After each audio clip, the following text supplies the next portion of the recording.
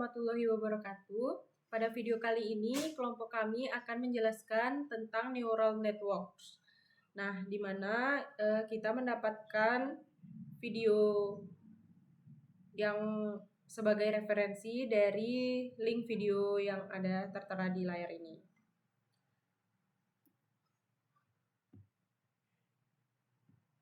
Selanjutnya di sini yang pertama pengertian neural networks. Nah, di mana neural networks adalah sistem yang cara kerjanya meniru jaringan sel saraf pada otak manusia. Sistem ini tersusun dari banyak unit pengolahan kecil yang saling terhubung, yang berfungsi mirip dengan sel saraf pada makhluk hidup. Konsep utamanya adalah kemampuan untuk belajar dari data yang diberikan, sama seperti manusia yang semakin terampil melakukan sesuatu karena sering berlatih. Neural network juga akan semakin akurat hasil kerjanya jika dilatih dengan data yang cukup banyak dan beragam. Nah, konsep intinya di sini terletak pada kemampuannya untuk belajar dari data yang diberikan, sama seperti manusia yang semakin mahir dalam melakukan sesuatu karena sering dilatih.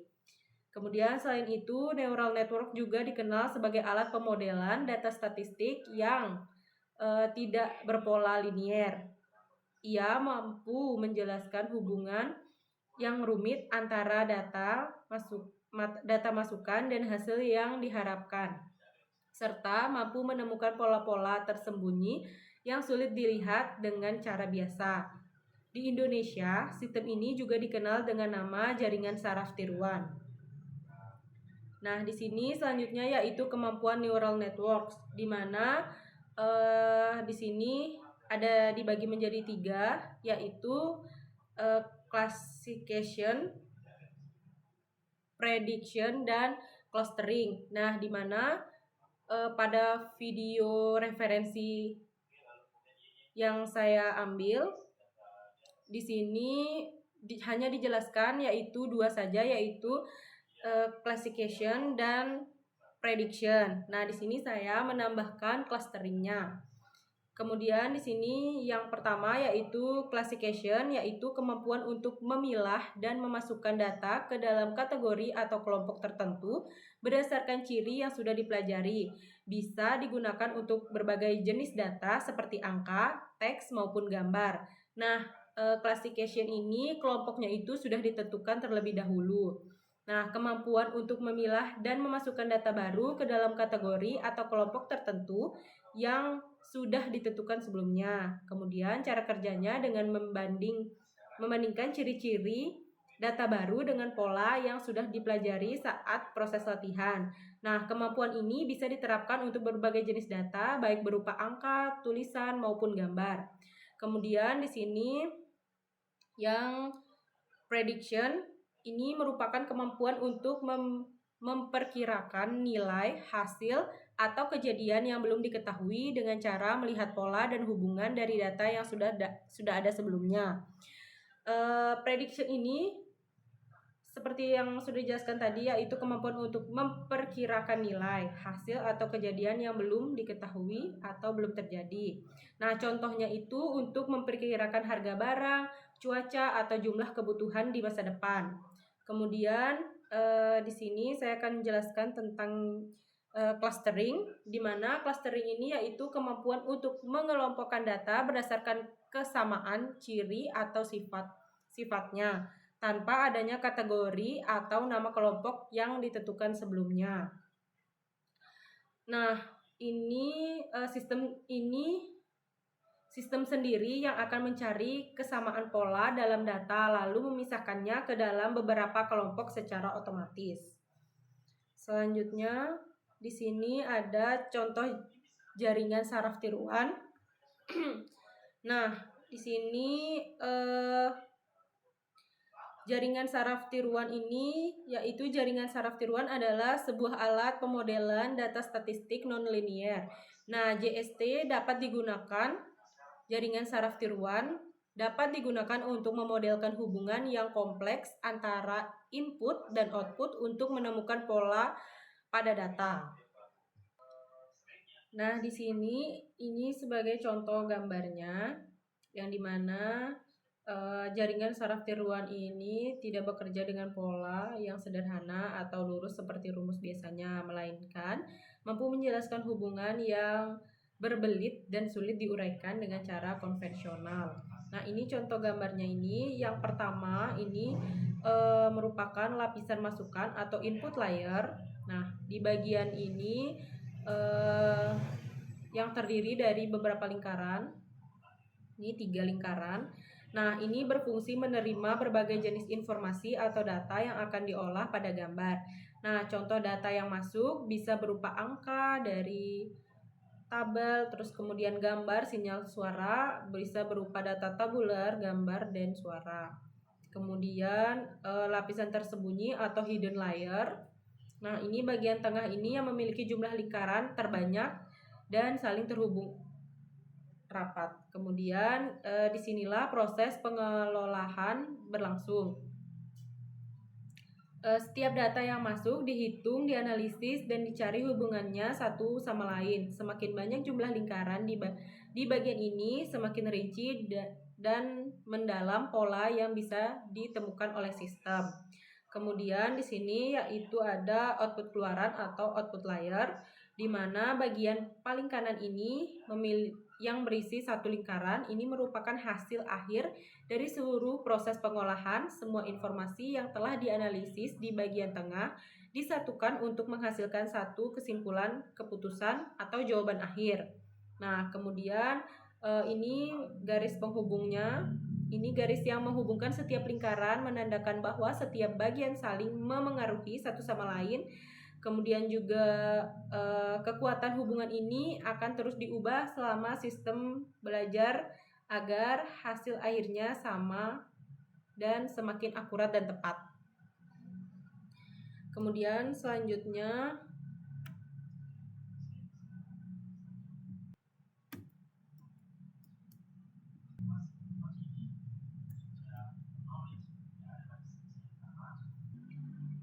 di sini yaitu studi kasus, contohnya rekrutmen pegawai. Nah, rekrutmen pegawai ini di mana bagian masukan yaitu X1 dan X. Di sini bagian masukan yaitu X1 sampai X4 ini berupa data penilaian calon pegawai yaitu IPK, hasil wawancara, psikotes, dan pengalaman kerja. Kemudian lapisan yang tengah ini dari Z1 sampai Z ke N, ini tempat pemrosesan data untuk mencari pola hubungan antara penilaian tersebut. Kemudian hasil akhirnya yaitu Y1 yaitu menentukan keputusan akhir di mana angka 1 ini berarti diterima dan 0 berarti ditolak. Selanjutnya akan dijelaskan oleh teman saya. Selanjutnya, saya Laila Fadila dengan NIM D3 10153 akan menjelaskan studi kasus atau speech recognition. Nah, jadi di sini suara diubah menjadi bentuk sinyal listrik atau digital. Jadi sinyal ini kemudian dipotong-potong menjadi bagian kecil yang disebut frame. Misalnya frame 1, frame 2, frame 3 hingga frame ke M. Setiap bingkai memiliki ciri-ciri suara dalam waktu singkat dan dijadikan nilai masukan untuk jaringan saraf yaitu X1, X2, X3 hingga XM. Selanjutnya, pemrosesan di lapisan tersembunyi. Jadi, nilai dari setiap bingkai masukan dikirim ke lapisan tersembunyi yang terdiri dari Z1, Z2, Z3 hingga Zn. Jadi di sini setiap nilai masukan dikalikan dengan bobot yang telah dipelajari sebelumnya, dijumlahkan lalu diproses menggunakan fungsi aktivasi. Lapisan ini berfungsi untuk mengekstrak pola penting dari ciri-ciri suara seperti nada, frekuensi, atau ritme. Kemudian keluaran hasil pengenalan, jadi hasil pemrosesan di lapisan tersembunyi diteruskan ke lapisan keluaran yang terdiri dari Y1, Y2, Y3, hingga Y10. Jadi setiap simpul keluaran mewakili makna atau hasil tertentu. Misalnya menyebutkan angka, maka outputnya berupa angka. Kemudian jika menyebutkan huruf, outputnya huruf. Misalkan kita berbicara Y3 yang bernilai 1 berarti kita sedang ngomong angka 3.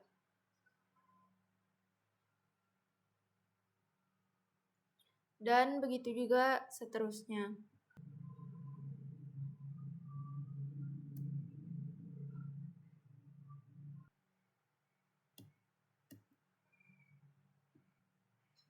Selanjutnya, prinsip kerja neural network. Nah, jadi pada bagian ini dijelaskan elemen dasar jaringan saraf tiruan, terutama cara kerja satu neuron sederhana dan penggunaan fungsi aktivasi sigmoid. Nah, kemudian di sini terdapat dua masukan, yaitu X1 dan X2. Kemudian masing-masing masukan memiliki bobot. X1 berbobot 2, sedangkan X2 berbobot -1. Jadi nilai masukan dikalikan dengan bobotnya masing-masing. X1 dikali bobot sama dengan 1 dikali 2, hasilnya 2. Kemudian X2 dikali bobot sama dengan -1 dikali -1, hasilnya 1. Jadi hasilnya dijumlahkan, 2 tambah 1 sama dengan 3. Jadi nilai 3 ini adalah nilai total masukan yang masuk ke neuron Y1 sebelum diproses oleh fungsi aktivasi. Kemudian di bagian fungsi aktivasi sigmoid, jadi fungsi aktivasi adalah rumus yang mengubah nilai masukan yang diterima neuron menjadi nilai keluaran tertentu agar jaringan saraf dapat mempelajari pola yang kompleks. Nah, jadi fungsi yang digunakan di sini adalah fungsi sigmoid. Jadi rumusnya ditulis sebagai Y1 sama dengan 1/1 tambah E pangkat min X. Nah, jadi di mana X adalah nilai total masukan yang dihitung sebelumnya, yaitu 3. Kemudian jika dimasukkan ke dalam rumus, Y1 sama dengan 1/1 tambah E pangkat min 3, yaitu hasilnya Y1 sama dengan 0,953. Jadi grafik fungsi sigmoid juga ditampilkan, yang menunjukkan bahwa fungsi ini mengubah nilai apapun menjadi rentang antara 0 hingga 1. Apa yang dijelaskannya di sini di video itu, Din?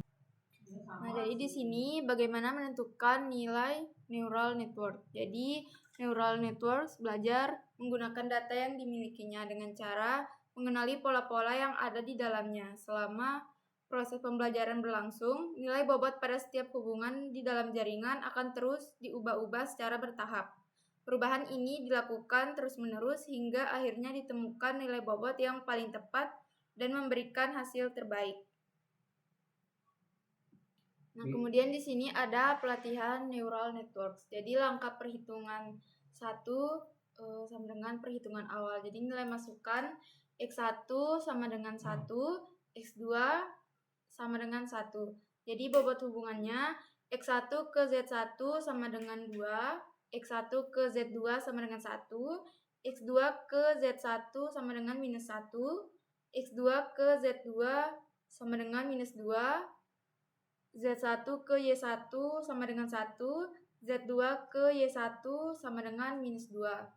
Kemudian perhitungan nilai Z, Z1 sama dengan X1 dikali 2 tambah X2 dikali -1 sama dengan 1 kali 2 tambah 1 kali -1 sama dengan 2 kurang 1 sama dengan 1. Kemudian perhitungan Z2-nya X1 dikali 1 tambah X2 dikali -2 sama dengan 1 kali 1 tambah -1 dikali -2 sama dengan 1 tambah 2 sama dengan 3. Jadi hasilnya nilai Y sama dengan 3. Jika nilai yang diharapkan bukan 3, maka terjadi error sehingga bobot perlu diubah.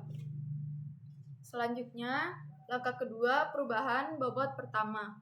X1 ke Z1 sama dengan 2,5, X1 ke Z2 sama dengan 2, X2 ke Z1 sama dengan -1, X2 ke Z2 sama dengan 0, Z1 ke Y1 sama dengan -0,7, Z2 ke Y1 sama dengan min 1.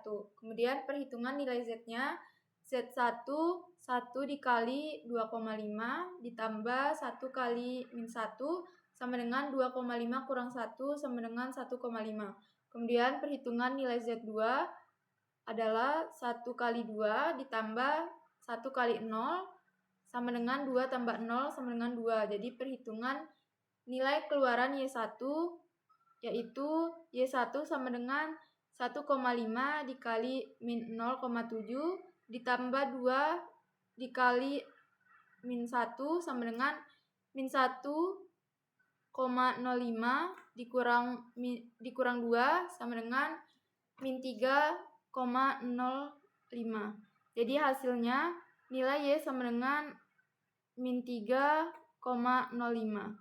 Jadi masih berbeda yang diharapkan, maka diubah lagi. Nah, selanjutnya bagian sini, karena masih error, kita ulang lagi sampai menemukan nilai yang mendekati. Kemudian di sini, langkah ketiga, perubahan bobot kedua. Jadi bobot diubah menjadi X1 ke Z1 sama dengan 2,8, X1 ke Z2 sama dengan 2,1, X2 ke Z1 sama dengan minus 2, kemudian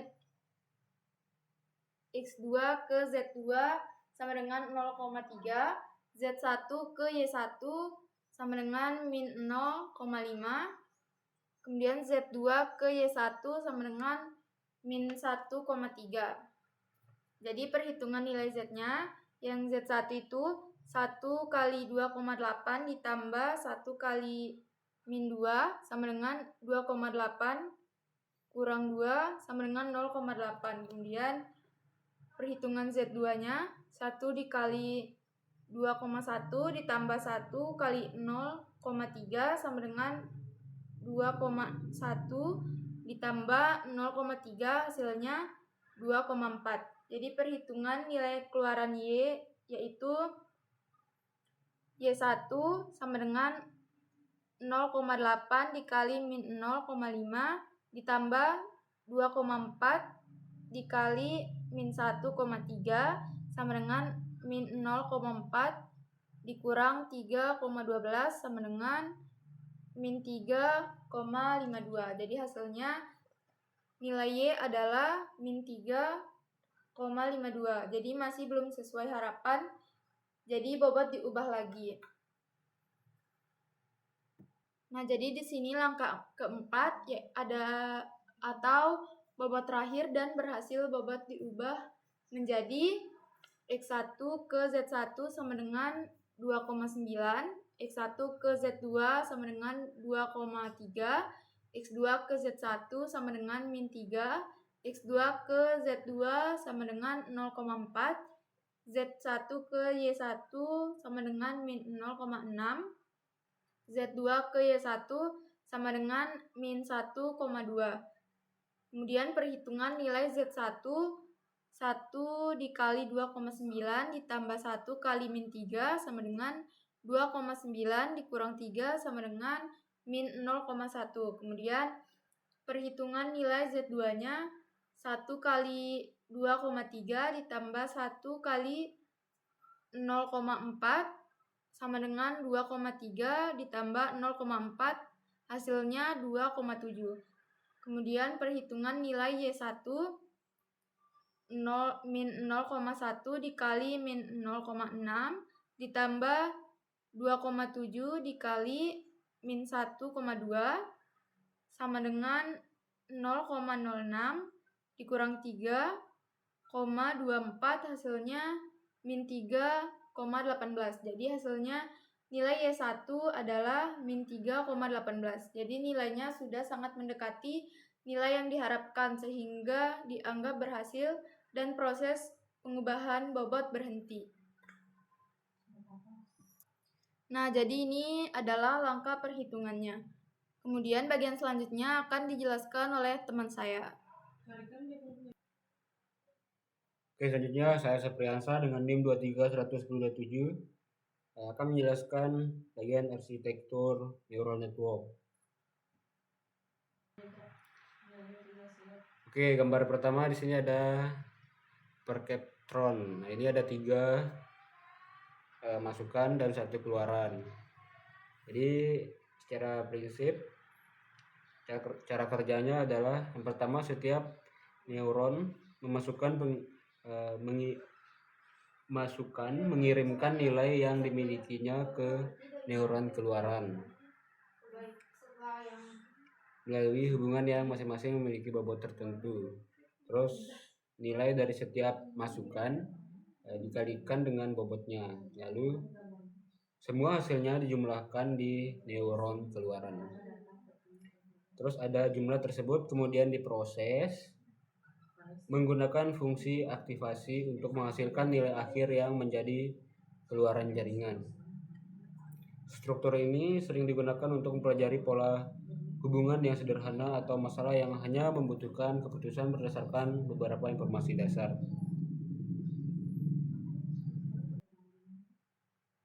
Oke, selanjutnya ada multilayer perceptron. Di sini lebih rumit lagi. Yang pertama itu ada 3 lapisan. Yang pertama itu ada lapisan masukan, terus yang kedua ada lapisan rahasia atau lapisan tersembunyi, terus yang ketiga ada lapisan keluaran. Cara kerjanya adalah yang pertama itu nilai dari setiap neuron di lapisan masukan dikirim ke semua neuron di lapisan tersembunyi, di mana setiap hubungan memiliki bobot tersendiri. Nilai masukan dikalikan dengan bobotnya, lalu dijumlahkan dan diproses dengan fungsi aktivasi di setiap neuron lapisan tersembunyi. Terus yang kedua, hasil dari lapisan tersembunyi kemudian dikirim ke semua neuron di lapisan keluaran dengan cara yang sama, dikalikan bobot, dijumlahkan dan diproses dengan fungsi aktivasi. Terus yang ketiga, jaringan seperti ini mampu mempelajari pola yang lebih rumit dibandingkan struktur sebelumnya, karena lapisan tersembunyi berfungsi mengekstrak dan mengubah ciri-ciri informasi sebelum menghasilkan keputusan akhir.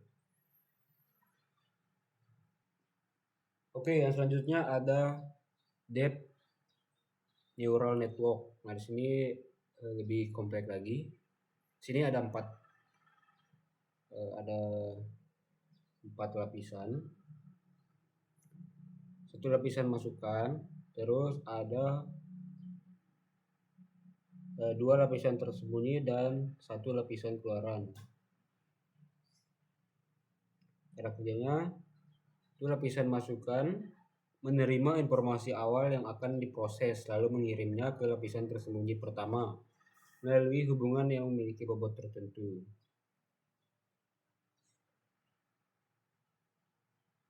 Terus yang kedua itu lapisan tersembunyi pertama menghitung hasil kali antara nilai masuk dan bobot, menjumlahkannya lalu memprosesnya dengan fungsi aktivasi. Hasilnya dikirim ke lapisan tersembunyi kedua. Di sini jaringan mulai mengenali pola dasar dari informasi yang masuk.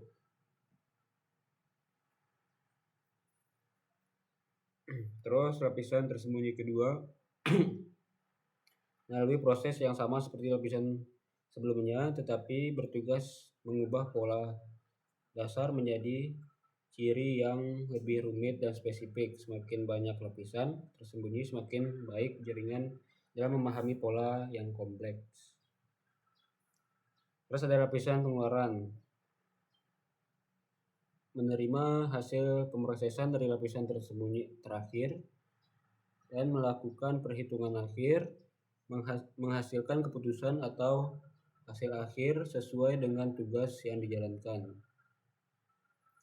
Karena memiliki lebih banyak lapisan tersembunyi, struktur ini tergolong dalam jaringan saraf dalam yang mampu menyelesaikan masalah yang sangat rumit seperti pengenalan gambar, ucapan, atau terjemahan bahasa. Yang selanjutnya ada Recurrent Neural Network. Di sini gambar ini menunjukkan proses penyebaran balik atau kesalahan, yaitu langkah kunci dalam melatih jaringan saraf tiruan. Garis utuh menggambarkan aliran informasi ke depan untuk menghasilkan keluaran. sedangkan garis putus menunjukkan aliran balik kesalahan atau memperbaiki bobot. Saya akan menjelaskan lebih rinci cara kerjanya. Yang pertama itu ada aliran ke depan. Aliran ke depan ini nilai masukan dikirim dari kiri ke kanan, dihitung di setiap lapisan hingga menghasilkan nilai keluaran. Nilai ini kemudian dibandingkan dengan nilai yang diharapkan untuk mengetahui besar kesalahan. Terus yang kedua itu ada aliran balik kesalahan. Informasi tentang kesalahan tersebut dikirim kembali dari lapisan keluaran menuju lapisan masukan. Ini sesuai arah garis putus-putus. Nah, terus ada perbaikan bobot.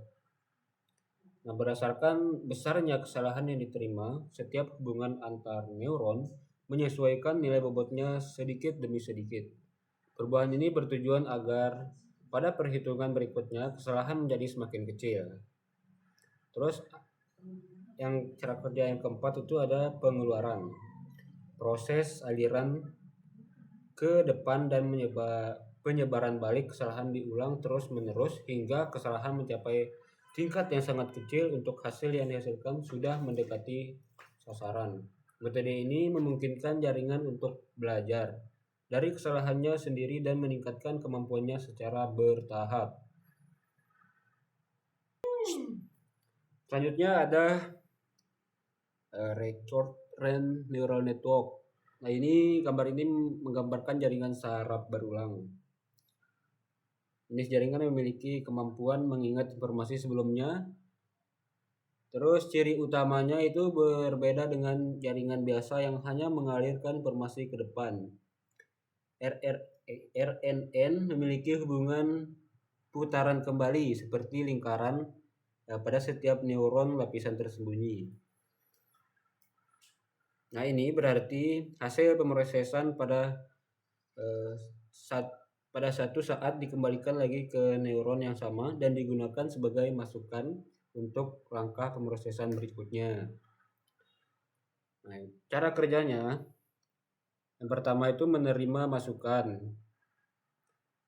Jaringan menerima informasi pada saat tertentu yang diproses bersama dengan informasi yang sudah disimpan atau diingat dari langkah sebelumnya. Terus yang kedua pemrosesan di lapisan tersembunyi. Nah, setiap neuron di sini tidak hanya bekerja berdasarkan data baru yang masuk, tetapi juga berdasarkan hasil pemrosesan sebelumnya yang dikembalikan lagi. Hal ini membuat jaringan memiliki ingatan tentang urutan atau konteks data. Terus cara kerja yang ketiga, penghasilan keluaran. Setelah diolah, hasilnya dikirim ke lapisan keluaran dan sekaligus disimpan untuk digunakan pada tahap pemrosesan berikutnya. Nah, jadi kegunaannya karena mampu mempertahankan konteks dan urutan informasi, RNN sangat cocok untuk mengolah data yang berurutan seperti teks, ucapan, atau deret waktu. Contohnya dalam pembuatan teks otomatis, terjemahan bahasa, atau pengenalan pola suara.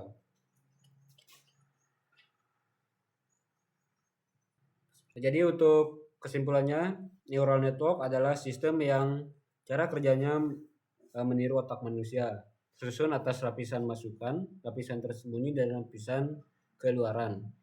Inti kerjanya adalah belajar dari pola dalam data, di mana nilai bobot pada hubungan antar bagian akan terus diubah selama proses latihan hingga ditemukan nilai yang paling tepat dan memberikan hasil yang akurat.